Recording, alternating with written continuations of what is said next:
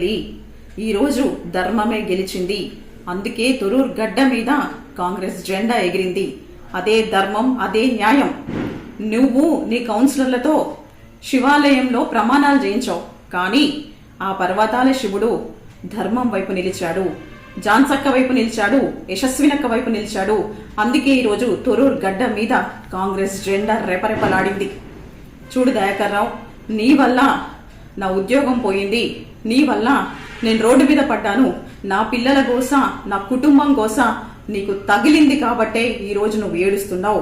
నీ కుట్రలు, నీ కుతంత్రాలు, నీ మోసాలను ఇక నుంచి అడుగున జాన్సక్క తోడుతో, యశస్వినక్క తోడుతో ఖచ్చితంగా ఎండగడుతా.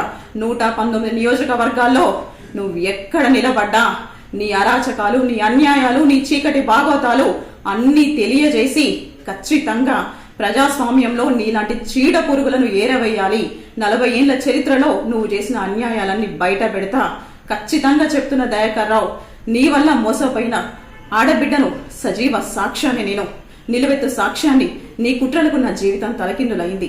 ఈరోజు ప్రమాణ పూర్తిగా చెప్తున్నా, నా కాంగ్రెస్ జెండా సాక్షిగా చెప్తున్నా, నీకు రాజకీయ సమాధి కట్టి ఆ సమాధి కాడ దీపం పెట్టి నిన్ను నీ పర్వతగిరికి తన్ని తరమకుంటే నేను ఒక దళిత ఆడబిడ్డనే కాదు.